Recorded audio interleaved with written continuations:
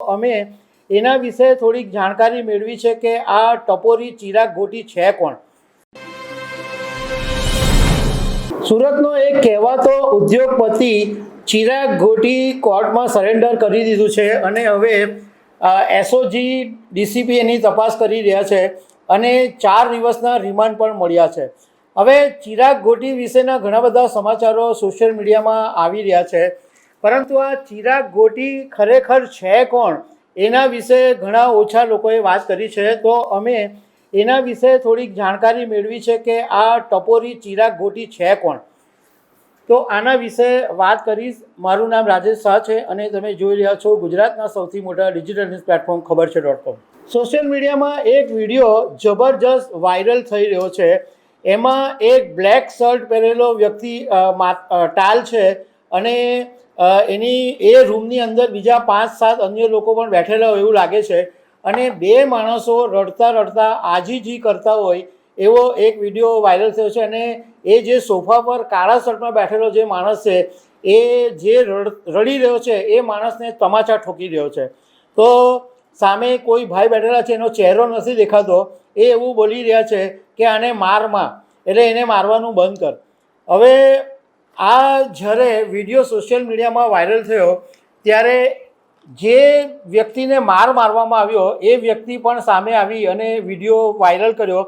એનું નામ જિગ્નેશ વ્યાસ છે અને એના કહેવા મુજબ એનો દાવો છે કે એણે થોડા સમય પહેલાં એ ડાયમંડ ઉદ્યોગમાં આવ્યો હતો અને ઘનશ્યામ મકવાણા અને હિતેશ મકવાણાની પાસેથી 2 કરોડ રૂપિયાના હીરા લીધા હતા અને એમાંથી 70 લાખ રૂપિયા આપી દીધેલા અને બાકીના જે પૈસા હતા એમાં પ્લોટ ને એવું બધું આપેલું હતું, એવો જિજ્ઞેશનો દાવો છે.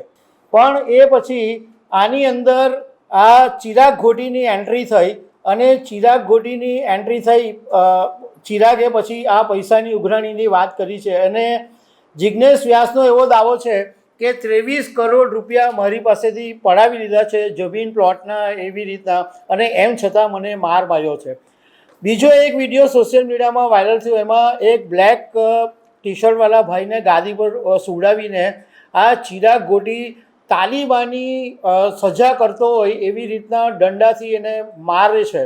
મતલબમાં એની ગુંડાગર્દી છે એ વિડીયોની અંદર દેખાઈ રહી છે. પણ ચિરાગ ઘોટીએ કોર્ટમાં સરેન્ડર જે કર્યું એનો કેસ એવો છે કે ચિરાગ ઘોટીનો એક પાર્ટનર હતો અલ્પેશ મિયાણી.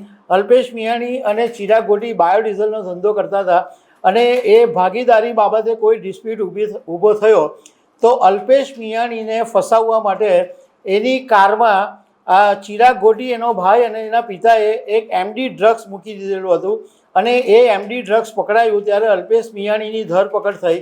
પણ જ્યારે અલ્પેશ મિયાણીએ ફરિયાદ કરી કે એને ફસાવવામાં આવી રહ્યો છે તો એ પછી ચિરાગ ઘોટી નાસ્તો ફરતો હતો અને નેપાળને બધે ભાગી ગયો હતો.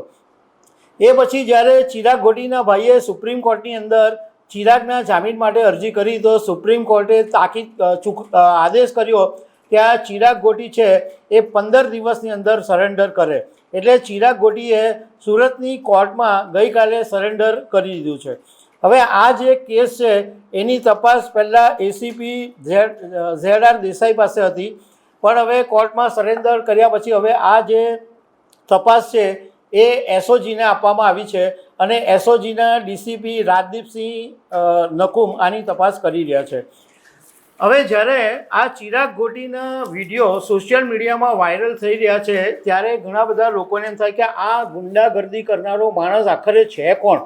આ ટપોરી જેવી સ્ટાઇલમાં વાત કરનારો અને આવી રીતના કાયદો હાથમાં લેનારો માણસ છે કોણ. તો અમે થોડીક જાણકારી મેળવી છે. આ જે ચિરાગ ઘોટી છે એ મૂળ ભાવનગરના ગઢડા તાલુકાના નિંગાલા ગામનો છે અને એ અહીંયા સુરતની અંદર બાયોડીઝલનો ધંધો કરે છે, પણ એ સિવાય પણ અલગ અલગ એના ધંધા છે. અમને એક ઉચ્ચ પોલીસ અધિકારીએ નામ નહીં આપવાની શરતે માહિતી આપી છે કે આ માણસ એવા ધંધા કરતો હતો કે એણે પોતાને ફાર્મ હાઉસ બનાવેલા હતા અને ફાર્મ હાઉસ ઉપર અધિકારીઓને બોલાવતો અને અધિકારીઓના ફોટા વિડીયો ઉતારી લેતો હતો અને એ પછી બ્લેકમેલ કરવાનું કામ કરતો હતો અને જીએસટીના અધિકારીઓને તો એ બહુ જ પરેશાન કરતો હતો. એવું પણ જાણવા મળ્યું છે કે આ ચિરાગ ગોટીએ જીએસટીના અધિકારીઓને પણ માર્યા છે. બીજું એની મોડેસ ઓપરેન્ડી એવી છે કે એન્ટી કરપ્શન બ્યુરોમાં ફરિયાદ કરી દે ખોટી અને અધિકારીઓને ફસાવે. એક કેસ એવો હતો કે ઘોડાબંદરના એક પોલીસ અધિકારીને આ ગિફ્ટ આપવા ગયો કે સાહેબ હું તમારા માટે દુબઈથી ફોન લાવ્યો છું. પેલા અધિકારીએ એની પાસે માંગેલો નહીં, પણ કે સાહેબ તમારા માટે ગિફ્ટ લાવ્યો છું. અને એ ગિફ્ટ પોલીસના હાથમાં હજુ તો પકડી અને એટલી વારમાં એસીબી આવીને એને પકડી લીધું. એટલે આ ધંધા કરતો હતો.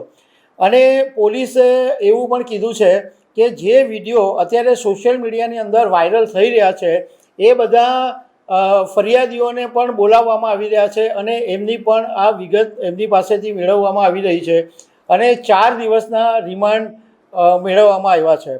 એક પોલીસ અધિકારીએ અમને એમ પણ કીધું કે આ જે પ્રમાણેના વિડીયો સોશિયલ મીડિયામાં વાયરલ થયા છે એટલે પોલીસે પણ આ ચિરાગ ગોટીની બરાબરની સર્વિસ કરી નાખી છે અને એણે 5 ગુનાની કબૂલાત પણ કરી લીધી હોવાનું જાણવા મળ્યું છે. તો દર્શક મિત્રો, આવા અનેક અપડેટ સાથે અમે તમને મળતા રહીશું. આભાર.